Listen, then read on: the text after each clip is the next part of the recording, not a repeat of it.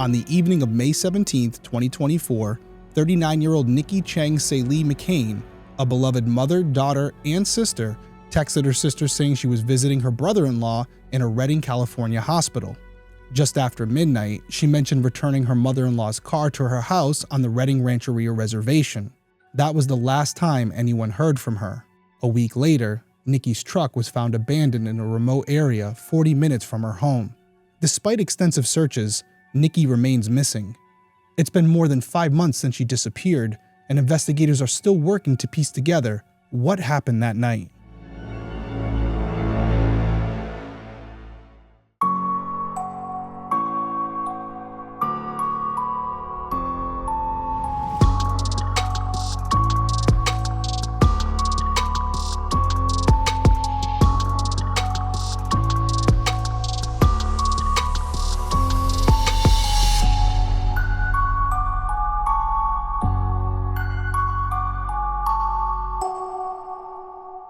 Hey everyone, welcome back to Detective Perspective. My name is Derrick Levasseur. I'm a licensed private investigator and former police detective. Each week I'll be covering an unsolved case in story format. I'll then give you my perspective on the investigation and provide contact information for the individuals or organizations connected to the case so that if you have any tips, you can contact them directly and maybe you can help solve the case. So if you're someone who's interested in true crime, specifically unsolved cases, and you would like to hear my opinion on those investigations, please consider subscribing whether you're watching on YouTube or listening on Apple Podcasts, Spotify, or whatever platform you use. Okay, so Nikki Cheng Saelee-McCain, probably going to refer to her as Nikki for the rest of this episode just to make my life a little easier, but this is a relatively new case, 5 months. So why are we covering it? Well, we're here to make a difference. We're here to have an impact, and we are fortunate enough to have a couple of Nikki's family members involved with this episode. You're going to hear from them throughout tonight's case, and they're looking for help. Their sister is missing. They don't know where she is. There's obviously some speculation around what happened to her and who might be responsible. But as I always say to you guys, we can't get tunnel vision. Yes, Occam's razor, simple explanation may be the right one, but that's not always the case, because if it was, we would have a lot more of these unsolved mysteries solved to this day, and we wouldn't be sitting here discussing them. But that's just not the reality of the situation. So when we have an opportunity to help out a family in an amount of time that may actually make a difference, because when we talk about all these cold cases, relatively speaking, this one's fairly new. And so when Haley came to me and said the family wanted to work on this one with us, I was all in on it. Now, obviously, there are some drawbacks about covering a case that's this new. Law enforcement hasn't released much information to the public, and I completely understand why. So we will be speculating on some things, but overall, this is a case that's timely and that we have a real possibility that Nikki is still out there somewhere and in need of help. And if there's anything that we can do, that I can do to help facilitate that, whether it's someone who watches this or listens to it, I'm going to do it, because that's what it's all about for me. So let's not waste any more time. Let's dive into this week's case. Nikki Cheng Saelee was born on November 9th, 1984 in Thailand while her parents were living in a refugee camp following the Vietnam War. Her parents spent several years in the camp, during which time they had 4 children, including Nikki and her sisters Kay and May. Eventually, the family relocated to the Seattle, Washington area and then to Redding, California, where Nikki's parents welcomed 3 more children, including a daughter named Chloe. And as I just mentioned a couple seconds ago, we had the opportunity to speak to both Chloe and Kay, and you're going to be hearing from them throughout this episode. Now, after arriving in the United States, Nikki's family connected with other relatives. Here's Kay talking about what it was like. We all found each other, and they all kind of lived together, like in the same communities. So there's a lot of community support. So we were very close with our cousins growing up, very close to our siblings. Amongst our age group, there was mostly boy cousins. So us sisters became a lot closer. And that kind of remained throughout our childhood, through teen years, and then into adulthood as well.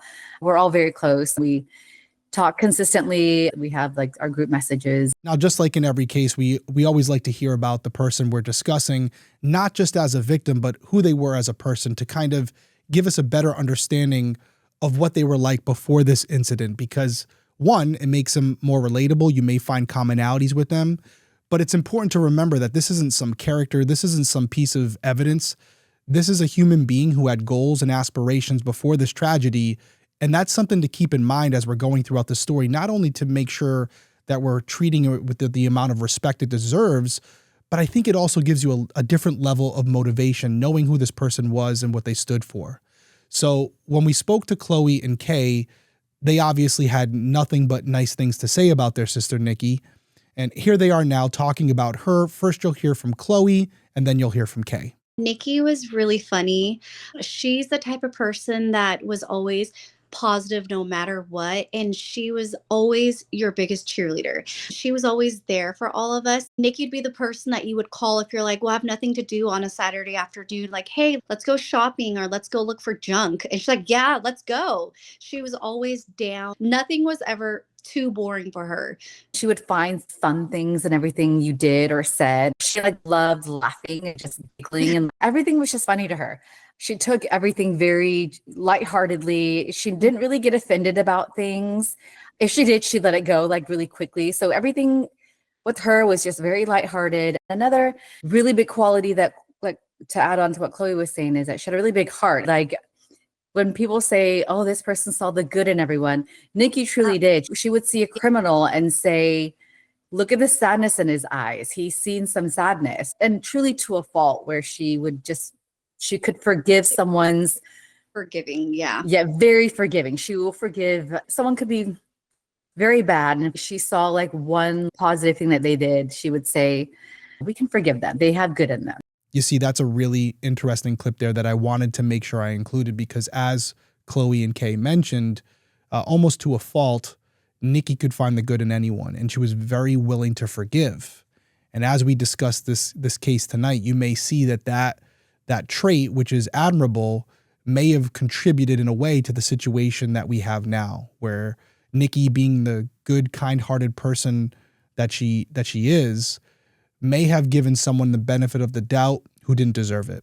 But you guys can be the judge. Now, in the late 2000s, when Nikki was still in her 20s, she met Tyler McCain while they were both working at the Wind River Resort and Casino located on the Rancheria Reservation in Redding. Nikki was a cocktail waitress, while Tyler, a member of the Redding Rancheria tribe, worked in the slot machine department. Nikki's sister Kay also worked at the casino at the same time. She recalled Tyler had a flirtatious, charming personality. He pursued Nikki, and although he came across as outgoing, Nikki soon discovered that he had a shy side, which she ended up falling in love with. But Tyler had another side to him as well. According to Magazine, a news cafe, Tyler had run-ins with the law, including felony burglary and misdemeanor vandalism charges. Despite his mistakes, Nikki and Tyler got married in 2010 and went on to have 4 children.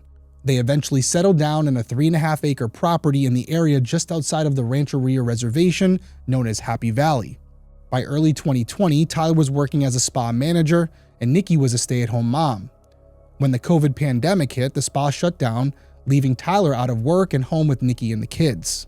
Tyler began isolating himself, spending long hours in the garage, allegedly using drugs. This worried Nikki, and she would ask him to come inside and be part of the family, but Tyler didn't take that well.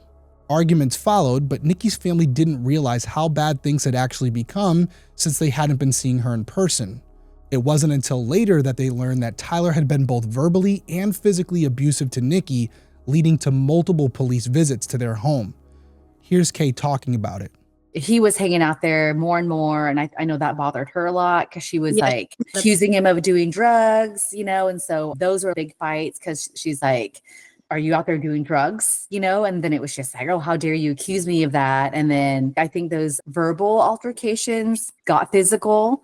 If they weren't physical before, I think they got more physical. And by the way, this wasn't just all rumors. Multiple people witnessed Tyler's abuse and or the aftermath of it.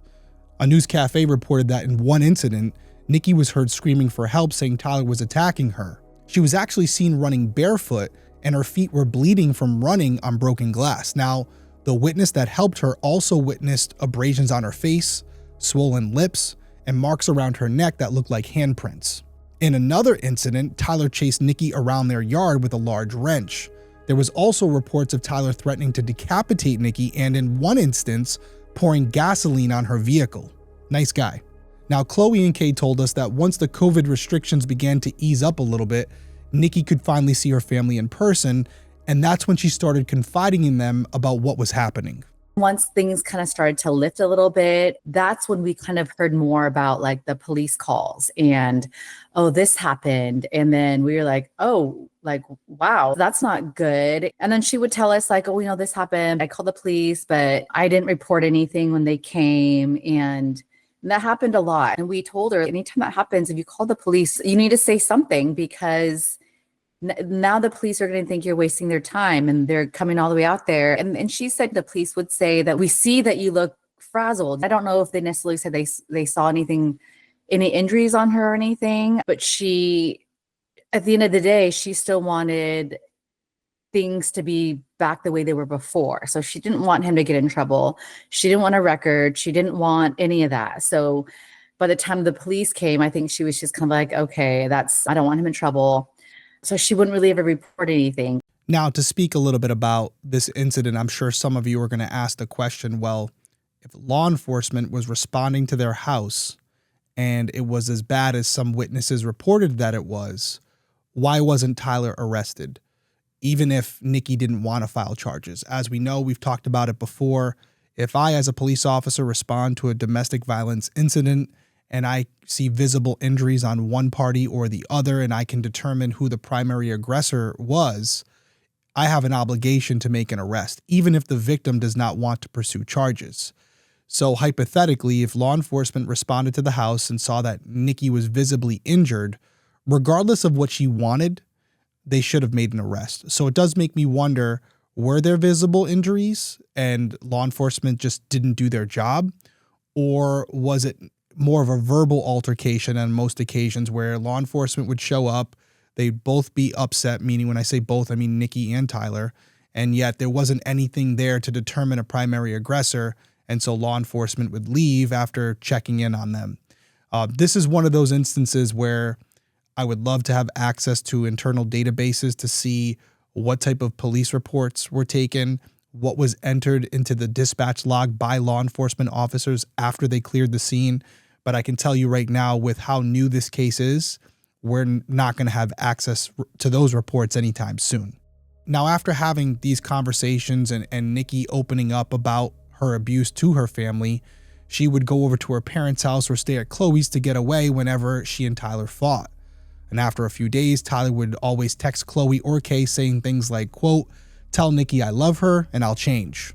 Here's Chloe reading from one of those text messages that she received from Tyler. Tell Nikki I love her and I hope to see her soon.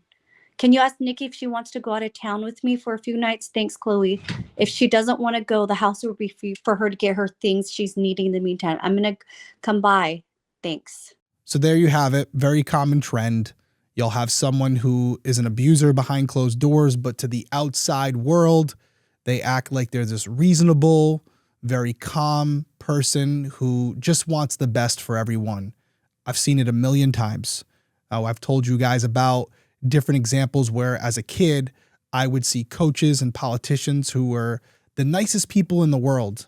And once I became a police officer and I started responding to their houses, I saw a completely different side of them, and it changed me forever. It made me have a different perspective on people in general. But speaking more specifically to this incident, when you have someone who's an abusive person, they're not only going to try to present themselves as the good guy to their friends and family, they'll also try to do the same with the victim's family members and friends, because what they want is for those friends and family members to maybe question the allegations that the victim's presenting. And it's a very common tactic. What they're going to try to do is turn everyone against them so that when something like this happens, that victim is more apt to go back to the abuser because they feel like they have no one else. It's really diabolical.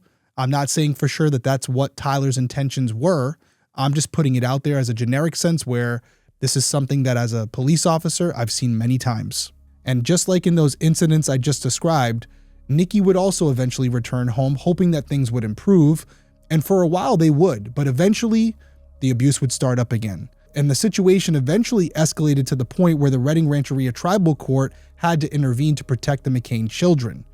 Initially, they were placed with Tyler's relatives, but later Kay and Chloe were also granted shared guardianship. But even after the children were removed, the violence against Nikki, it didn't stop. There was even an incident where Tyler's mother, Jeanette, got into a physical altercation with Nikki as well. And despite all of this, Nikki still chose not to press charges. She loved her mother-in-law. They had a good relationship. It was up and down. It was up and down, but they did have moments when they would be really close.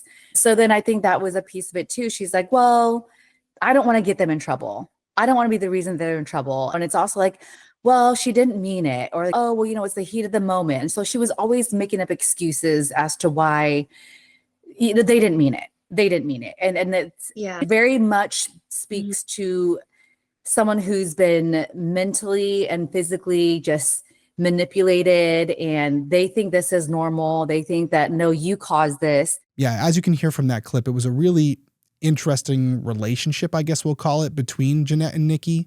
And the physical altercation that I referred to before that clip, it wasn't the only one. There were multiple altercations. And in one of those disputes between Nikki and Jeanette actually called the police and filed the complaint against Nikki. And afterward, Nikki's sisters were really worried because now there was this record against Nikki, but nothing against Tyler or Jeanette because Nikki had always chose never to file charges. And so they begged her to take the situation more seriously and to start reporting any future abuse.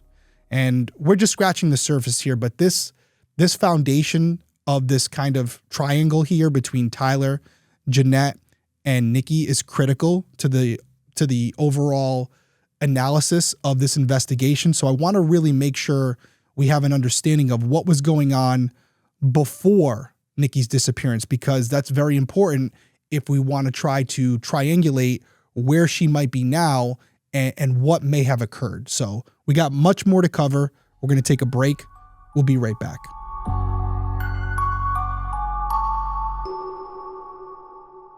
With HelloFresh, you get farm-fresh, pre-portioned ingredients and seasonal recipes delivered right to your doorstep.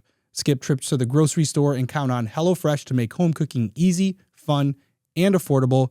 That's why it's America's #1 meal kit. Make the fall the tastiest season yet with farm-fresh produce and easy autumn-inspired recipes delivered right to your door with HelloFresh. HelloFresh delivers all the pre-portioned ingredients you'll need to make easy homemade meals. All proteins, veggies, sauces, spices, and more arrive in your box along with simple instructions that walk you through each step in the cooking process. HelloFresh has tons of options for whatever you're craving, and you can choose from a changing menu of over 50 recipes each week, plus take your pick from over 100 market add-ons like desserts, breakfast, and snacks. From hearty dinners to game day snacks, HelloFresh has a variety of recipes and flavors to perfectly accompany sweater weather.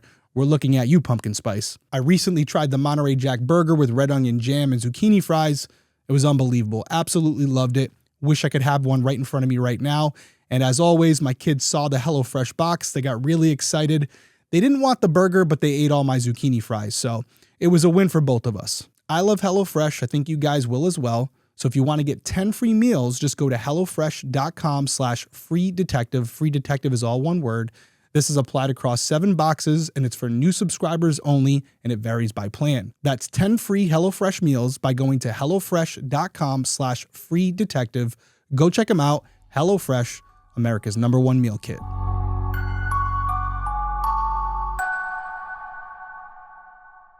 Okay, we're back. And before the break, I was talking about how Nikki's family was really pushing the issue and telling her she needed to report any future abuse because clearly Tyler and Jeanette were willing to file charges against her. And as expected, the abuse did continue. And in November of 2023, Tyler attacked Nikki so brutally that she had to be hospitalized. It was after this incident that she finally decided to file charges against him. And according to the police report, on the evening of November 29th, between 8:15 and 8:30 p.m., Nikki returned home to find that Tyler wasn't there. So she went to the bedroom and started combing her hair. About 15 minutes later, Tyler arrived, clearly agitated and not making much sense. He entered the bedroom, jumped on Nikki, and pinned her to the ground before dragging her across the floor while repeatedly asking her, quote, "What's going on? What are you doing?" Understandably, Nikki was terrified. She said that Tyler's eyes were glazed over and she knew something was wrong. She tried to calm him down, but he began verbally assaulting her. He then hit her across the face with an open hand, pulled her hair, and then poured water all over her, which was inside of a jug that was on one of their dressers. The physical and mental abuse continued for 3 hours. The police report states that Tyler tied Nikki's ankles and wrists together with tape and placed tape over her mouth as well. And although she could still breathe, she couldn't speak. Tyler then flipped her onto her stomach, straddled her, and pulled her hair back with force, telling her that he was going to kill her. And Nikki believed him. He continued hitting her, and at one point, she felt him try to wrap something around her neck, but fortunately he wasn't successful. At around 11:30 p.m., Tyler left the bedroom and went to the kitchen, and Nikki used that moment to free herself. She then grabbed her robe, which had her car keys inside of it, and she ran for her car. But as she drove away, Tyler chased after her and jumped on the hood of the vehicle, and he was yelling at her to stop, but she kept driving. So I'm assuming at some point he either jumped or fell off. But again, she didn't stop. She headed straight to her mother's house. And Nikki stayed at her mom's house for a few days before going to Chloe's house. But when Chloe saw her, she immediately knew something was wrong and insisted on taking her to the hospital. Both of Nikki's eyes were swollen and blackened, and she had visible injuries on her forehead and face. At the hospital, an officer came to speak with Nikki. She explained what had happened, and the officer noted obvious signs of trauma. When asked if Tyler had assaulted her before, Nikki confirmed that he had, but it was never this severe. Nikki told the officer that she wouldn't be returning to the home she shared with Tyler and would be staying with her sister instead. The officer recommended that she get a restraining order against Tyler and provided her with resources on domestic violence and her rights as a victim. Before leaving the hospital, Nikki met with a victim advocate. Nikki's sisters believe that the advocate gave Nikki a sense of empowerment as she ultimately decided to press charges against Tyler that same day. I think she realized how serious it was. I think she was like, whoa, this is scary. I could have died. I think she felt that night that she was going to die. Yeah, unfortunately, that's sometimes how it goes, right? It takes a victim almost losing their life before they realize it's not going to get any better. I've told you guys before, if someone puts their hands on you once, they're capable of doing it again. And you have to ask yourself, is it worth sticking around to find out? And I just want to say about the victim advocate, I can tell you as a patrolman, we had multiple victim advocates that worked directly with our agency, and what an asset they are. Because it is difficult for victims of domestic violence to sometimes open up to police officers because they know anything that they say, the officer has a responsibility to document and report it. And so does the victim advocate to a certain degree. But with victim advocates, they're not law enforcement officers. They're not pressing charges against anyone, and they are genuinely there to help. So for anybody out there who may be going through something like this, understand that even if you don't want to press charges, you don't have to be in a situation like Nikki to go into a police department and ask for a pamphlet or ask for some documentation on the resources available to you. And I promise you, if you ask for the domestic violence victims advocate phone line, they will give it to you. And if they don't, DM me and I'll find it for you because it's available at everywhere you go. It's a federally funded operation. And even if it's not in your immediate town, I can promise you that in one of the metropolitan areas around you, even if you're not living in that jurisdiction, they will provide those resources to you and they are always free. Now back to the timeline. After meeting with Nikki at the hospital, the officer who had taken the report from her contacted other deputies and they headed over to the McCain home. Tyler was taken into custody without incident, and when asked if he had seen Nikki or the injuries on her face, he admitted that he was aware of them, but he claimed he wasn't responsible in any way, shape, or form. He said that he hadn't seen Nikki since around 8 p.m. on November 29th. Now check this one out because I bet you didn't see this one coming.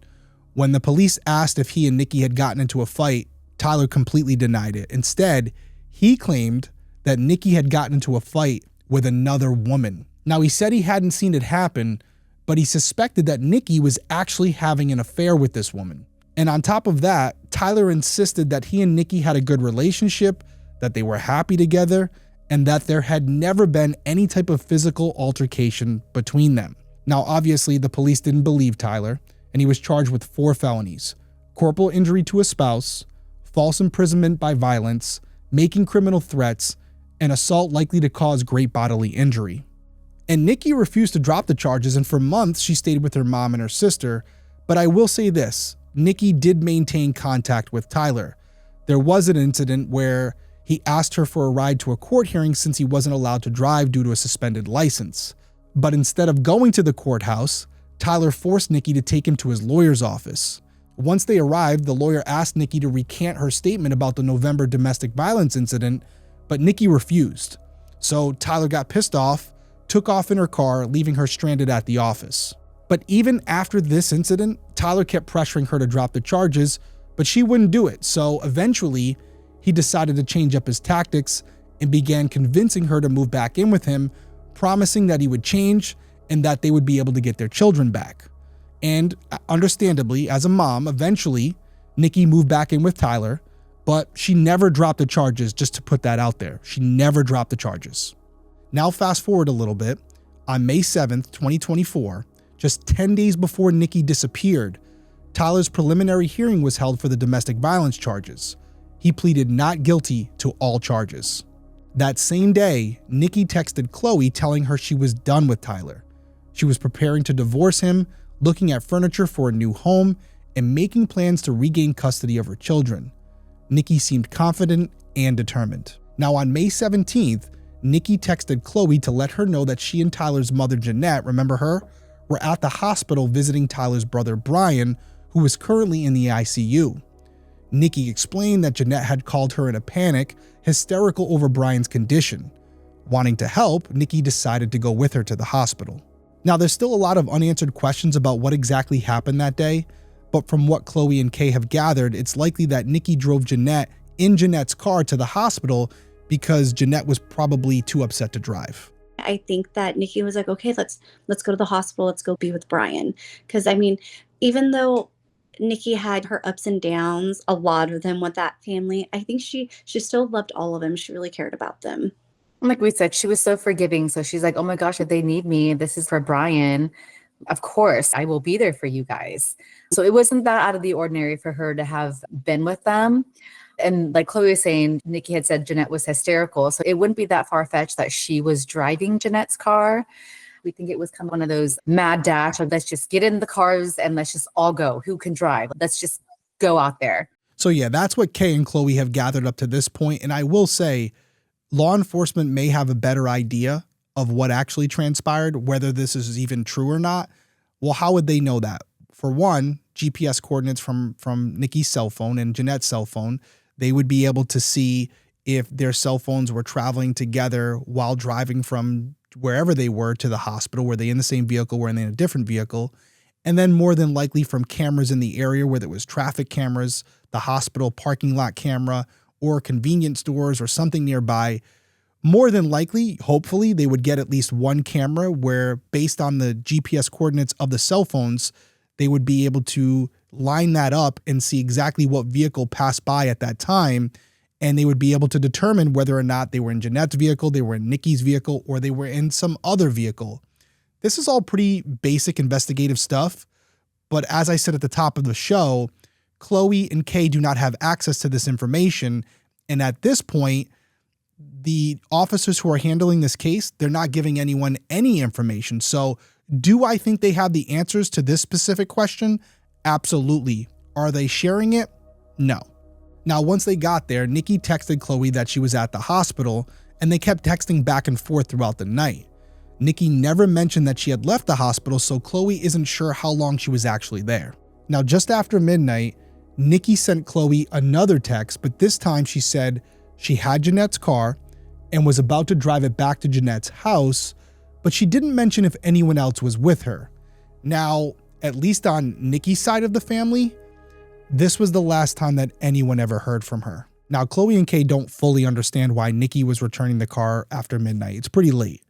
They don't know if Nikki had been at the hospital the entire evening and then decided to leave after midnight because it was getting late, so she had to drop off the car first, or if she had left the hospital at some point during the evening, maybe went home for a little while, and was now bringing the car back to Jeanette's house after, doing whatever she was doing. But again, all of these questions have already been answered by law enforcement. If Nikki had her phone on her, which we believe that she did, they would quickly be able to get her coordinates and determine exactly where she was at whatever time during the evening. Chloe and Kay are having to speculate. Law enforcement knows exactly where at least Nikki's phone was throughout that night. And if there were cameras at the hospital, they would also be able to confirm whether or not she was there the whole time and who she was with. However, Chloe and Kay bring up an interesting point. Based on what we know on the outside right now, not what law enforcement knows, you have to ask the question, was Nikki really the one that sent that text message? That's the part that we're not 100% sure about. Did she write that and say that she was bringing the car back? We don't know. Or did someone else write that? I mean, when you think about it, like, why couldn't you have waited till the morning? What was so urgent that she needed her car that night? So just a couple things like that that didn't really make sense. Yeah, so it's a really valid point. Do we know if Nikki was the one who actually sent that text message? Like I said, that was the last text anyone ever received from Nikki, at least on Nikki's side of the family. And so without having the phone records, we don't know what type of phone activity happened after that text was sent. And that may give us some insight as to whether or not it was Nikki sending the text messages or someone else. But as I've said multiple times, and I will continue to say it, that information, those phone records, law enforcement has access to it. And I would even argue that her family would potentially be able to get those records as well. Although I will say at this point, it's still a little early. And I can tell you from personal experience, these phone companies, AT&T, Verizon, Sprint, you name it, they're all the same. They're very apprehensive about giving out phone records unless you have some type of written contract where you have access to that person's account. There's been situations where you can have a spouse who believes their significant other is cheating on them and they're trying to figure out more. So they will call these phone providers and say, hey, I'm married to this person. You know, can I have their records? And if they're not on there, they won't give them to them because legally they're not supposed to. So there can be some hurdles. I will say that with law enforcement being involved, it may be even more difficult. They may have flagged the account, but it is possible. And regardless of what the situation is right now, law enforcement definitely has those records. But for the sake of this conversation, let's assume that Nikki did send that text message. Here's Chloe's account of what happened after receiving it. That was the last message she texted me, and it was late, and I remembered I was awake because my son was kind of he was up all night and he was restless. And so I remembered, I was like, okay. And then I remember just going to sleep after reading that text message, but then waking up early the next morning and back and asking how Brian was. Yes. And I didn't get a text reply back. And I text at 7, and then I text about an hour after that. And then maybe after the hour, another 30 minutes, because I'm like, okay, how's Brian? You know, is everything okay? And then I'm like, okay, now we need your daughter's soccer uniform. Like, have you seen it? So I've been trying to text her and I didn't get a reply back. Yeah, so there you have it. Chloe texts Nikki back early in the morning, although we don't know the exact time, and Nikki never responds. So the assumption is between that last text being sent around midnight to whatever time Chloe texted her back in the morning, that's the window where something went down. Or if you're in the camp that Nikki never actually sent that last text message and that it was someone else, then the timeline expands a little bit, where whenever Nikki is last seen on camera or whatever the cell phone coordinates dictate, that's the window where whatever happened to her took place, whether she went missing or someone got a hold of her and there was some type of foul play involved. That's the window we're looking at right now. But I will say this, even after those text messages went unanswered, Chloe wasn't on high alert just yet, because she gets up and she thinks to herself, oh man, Nikki's daughter's soccer uniform might have ended up at Jeanette's house where the kids often stayed. So Chloe's fiance went over to ask if the jersey was there. Now, this is where the story takes its first turn, because when Chloe's fiance got to the house, he asked about Nikki going to the hospital with Jeanette the night before, and Jeanette said that Nikki hadn't been there at all. Nikki's sisters did tell us that when they heard about this from Chloe's fiance, they didn't think much of it at the time, and it wasn't until later that they started to replay it, and that's completely understandable to me.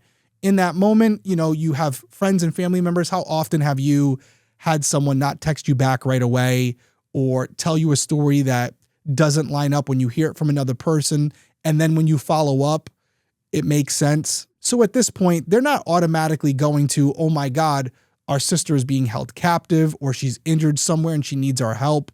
That's what we have in hindsight. We know where we are now and why we're covering this story. But when you're living in that moment, it's much different. So I think their reaction at that point is completely understandable. However, it didn't take long before that attitude changed, because on Tuesday, May 21st, Nikki's sisters realized that no one had heard from Nikki. She hadn't responded to any messages and she hadn't responded to any of the group chats. Then things took a more concerning turn when Tyler texted Chloe, quote, "Have you heard from your sister? I think she's missing." When the family asked Tyler for more details, he said that he and Nikki had gotten into a fight at his mother's house on the night of the 17th, and afterward, Nikki had taken off. Later, he changed the story, saying that the fight actually had taken place at their home, but Nikki still left afterward. However, that wasn't the most concerning part to Nikki's family, because if you remember what I mentioned earlier, when Nikki and Tyler got into a fight, Nikki would go stay with her mother or Chloe, and then a few days later, like clockwork, Tyler would message Chloe and say, things were going to get better. He was sorry about it. And, Nikki could come home and that he loved her. This was different. Not only was Tyler's message to the family unusual for him, but he waited at least 3 days before contacting them. And we still have more to cover, because Tyler's story, it's not completely adding up. We're going to take our last break. We'll be right back.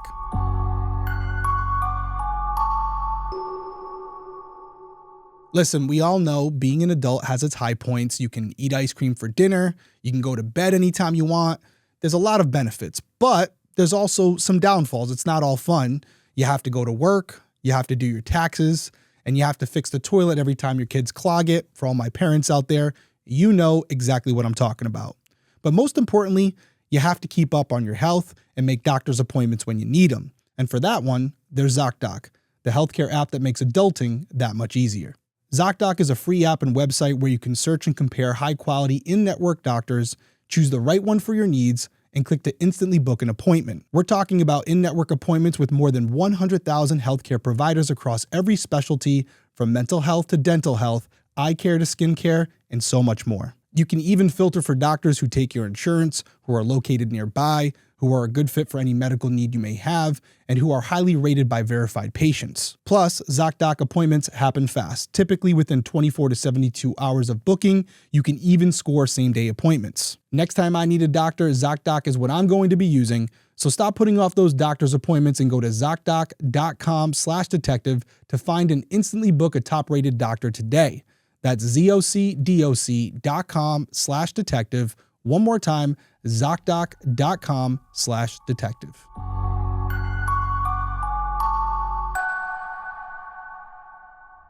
Okay, we're back. And after Tyler sent that message, the following day on May 22nd, Chloe reported Nikki missing. She then went with the sheriff's deputy to Nikki and Tyler's house to conduct a wellness check, but no one was there.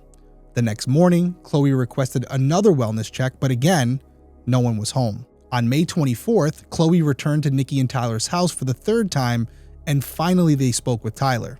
He said he didn't know where Nikki was, however, he knew that her 2002 Chevy Avalanche had broken down on a bridge off Bowman Road in Tehama County.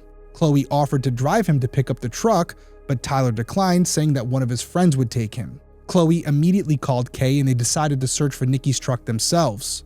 They checked all the bridges along Bowman Road, but there was no sign of the avalanche. Chloe then went back to Nikki's house to check on things, and this time she spoke with a man named Justin who had been living in a trailer on the property. Chloe then asked him if he had seen Nikki or her truck, and he explained that on the night of May 17th, Tyler asked him to pick up Nikki at Jeanette's house after she had dropped off Jeanette's car. He said he went to Jeanette's, had something to eat, and talked to both Jeanette and Nikki, and after eating, he drove Nikki back home, but he didn't know what happened after that. He went on to say that he hadn't seen Nikki since, however, he did see Tyler driving her truck around. So obviously this is very interesting, and I have a bunch of questions, none of which can be answered by anyone right now other than law enforcement. And my first question would be, when Chloe's husband went to Jeanette's home, okay, she said that Nikki never went to the hospital, but did she say that Nikki was there at her home and they hung out for a while, maybe had some dinner before Justin brought her home? If she didn't mention that, that's a major problem. But I don't know. We don't know. We may never know. But as of right now, that is a big question. And as far as Tyler saying that he hadn't seen her since the 17th, I wonder how descriptive he was. Did he admit that Justin brought her home and they were at the house?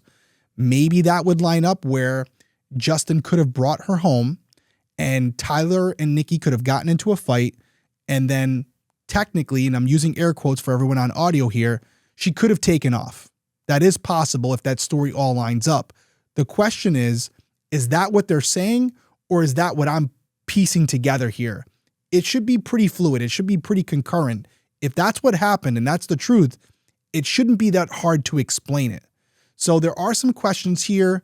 It does make you wonder who is not telling the truth, because clearly someone isn't. And it could be Nikki who was lying about going to the hospital. It could be Jeanette lying about seeing Nikki that day, or it could be Tyler lying by saying Nikki and him got into a fight and she just took off.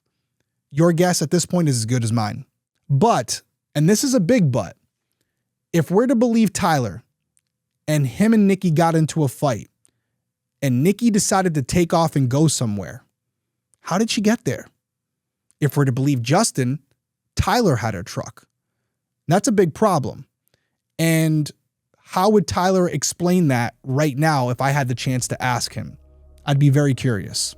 Speaking of Nikki's truck, on May 25th, law enforcement found the avalanche in Tehama County around 40 minutes east of her home. It's in an area that Tyler's family has a lot of property, like on the way to that area. And it's one of those spots where if you don't frequent there, you wouldn't really even, I see it on a map, but I was really shocked at even like the terrain out there. It was just like, wow, I've never seen anything like this before. It's really hilly. It's not super woodsy. It's just really hilly. So you see all these hills and it's just hills and this road. So it's almost eerie. It's kind of like this eerie feeling of there's nothing here, like no cell phone service, that kind of spot. We later found out was further down. You keep going past Bowman Road, you come onto Highway 36, and it was off Highway 36. So that's where the car was actually found. We don't know how the car got there. It could have been there the whole time, or it could have been somewhere else the entire time and then planted there. We don't know. Someone had to have followed them there. It's quite a trek. So there you have it. The truck is found. It's kind of in the middle of nowhere, but on the way to an area where Tyler's family owns property. So major questions here. Back to what I just said before that clip. Justin said the last person that he saw driving Nikki's truck was Tyler. And then the truck is found near where Tyler owns property. And if you remember what I said, Chloe asked Tyler about Nikki and if he had seen her, and he said no, but he said that he heard her truck was on a bridge on Bowman Road. And that's not completely off. As they said, it was on Highway 36, which is off Bowman Road. But again, the question becomes, how did Tyler know that? Who did he hear that from? More questions that I would like to know that we do not have answers to right now. And that is something that when the case is this new, this fresh, that is going to be a common theme. Now, 2 days after Nikki's truck was found, a large volunteer search party gathered in the area, but unfortunately no evidence was located and there was no sign of Nikki anywhere. Since then, many more searches have been conducted, but Tyler hasn't participated in any of them. He and his family have been interviewed by law enforcement multiple times, though the details of those interviews remain unknown. There weren't many updates in Nikki's case until July 3rd, when a fire broke out on Tyler and Nikki's property in Happy Valley. According to CAL FIRE, several of Tyler's vehicles were destroyed in the incident. Now, Tyler claimed the fire was an accident started by a hot catalytic converter that came in contact with dry grass. He was issued a citation but was not arrested as there wasn't enough evidence to prove criminal negligence. Now, an interesting side note here, just 1 day before the fire on Nikki and Tyler's property, another fire broke out on Tyler's cousin's remote backcountry property. Now, a search of that area had been planned, but the fire prevented it from happening. Now, there's no direct evidence linking these fires to Nikki's disappearance, but the timing and circumstances are certainly intriguing. Now, fast forward a little bit in the timeline.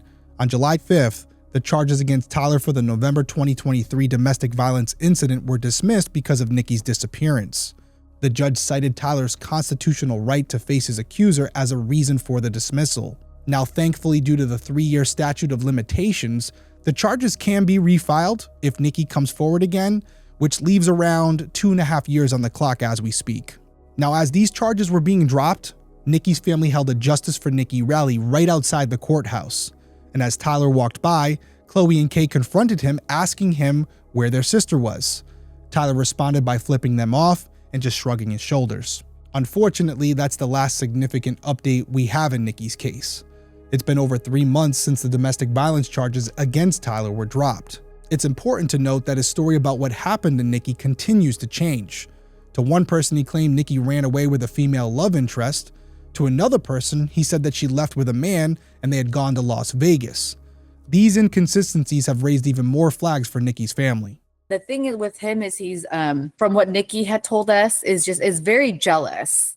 So for him to just be like, yep, no biggie. She's just like has a lesbian lover and I don't care. Or she's just out with her ex and I don't care. That was not how Tyler would have responded if he knew his wife had a boyfriend or a lesbian lover. Yeah, I get where they're coming from. If you have an abuser, an alleged abuser, they are usually pretty possessive over their victims.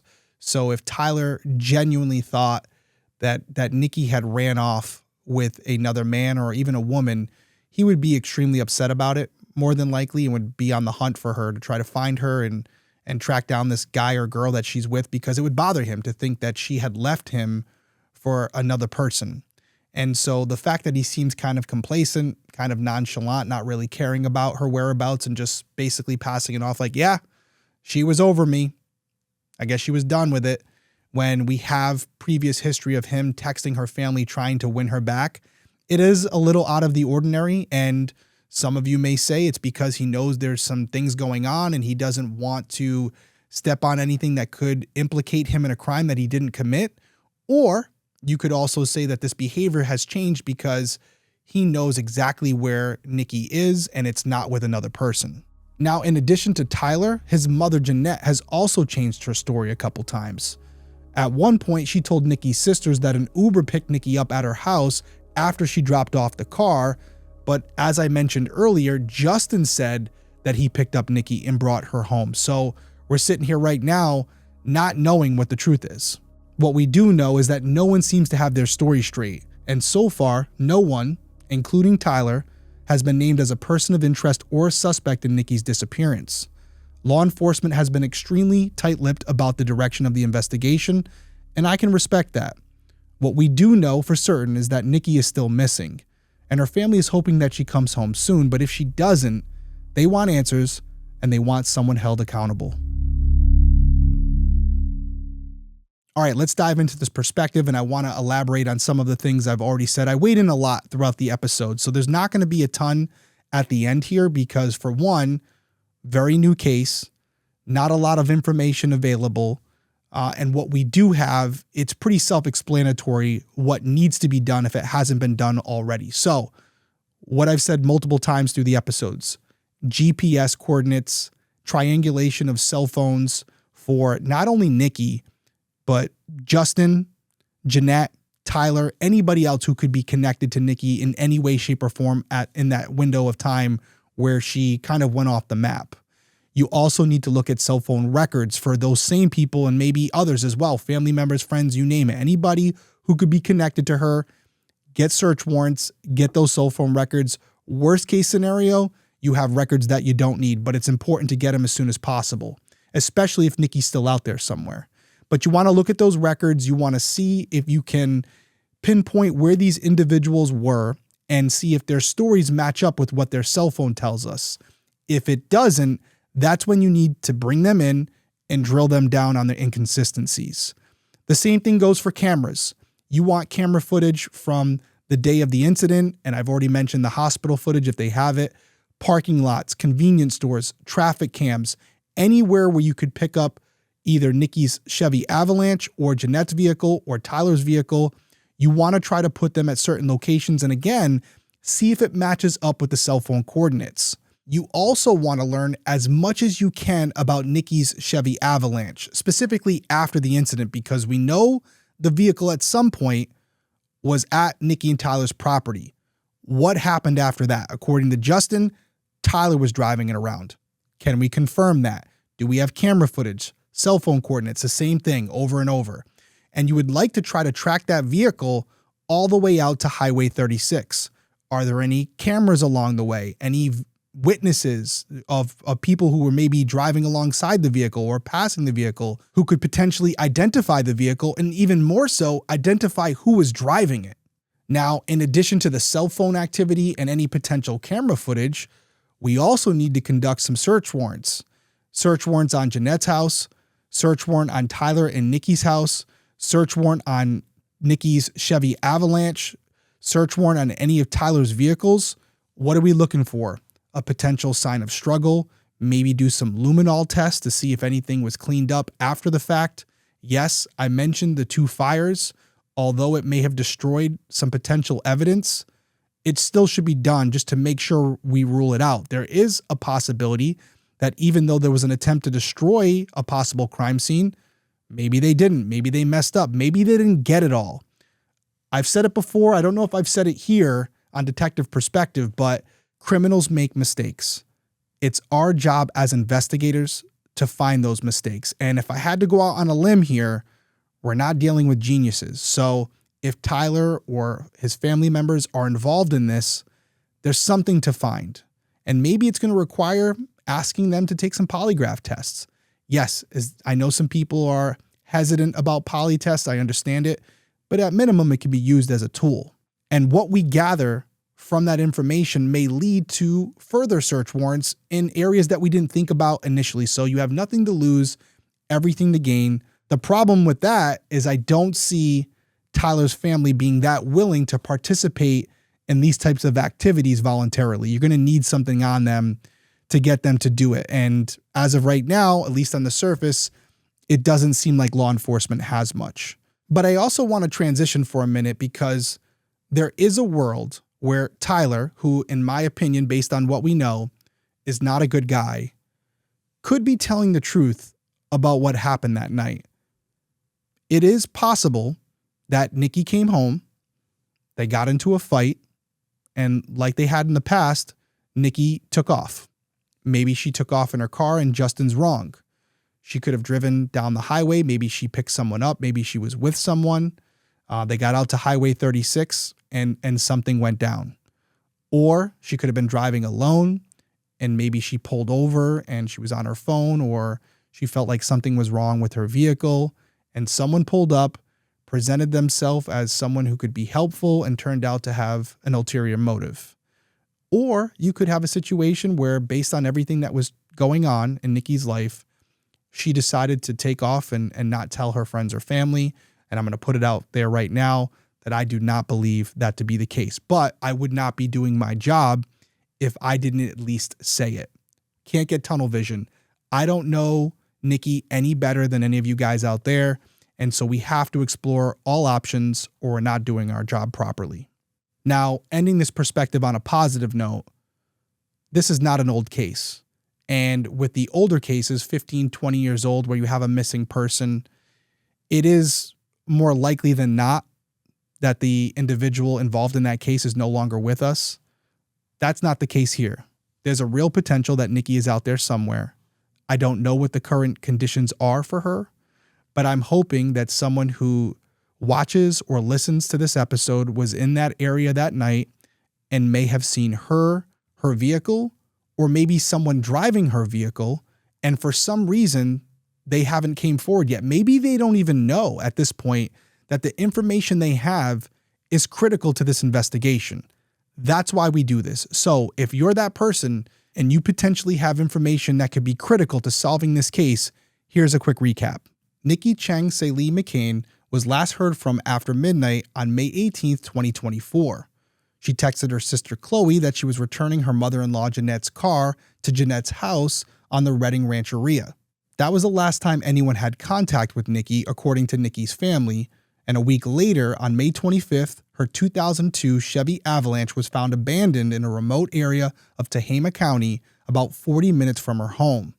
Nikki is Asian with brownish red hair and brown eyes. She has a forearm tattoo with flowers. Anyone with information about Nikki's case is asked to contact the Sheriff's Office Major Crimes Unit at 530-245-6135.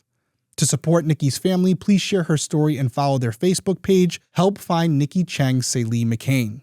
The family also asks that you share Nikki's flyer no matter where you live. And my final words, as always, go out to Nikki's family and friends. We're thinking about you guys. I also want to send a special thank you to Kay and Chloe for being a part of this episode and also trusting me to tell your sister's story. That's not something you have to do, and it's a responsibility that I take very seriously. And now that the story's out there, I'm really hoping that one of our listeners or viewers has that critical piece of the puzzle that will bring your sister home. And if that does happen, I will be right here letting all of you know. But until then, everyone stay safe out there. I'll see you soon.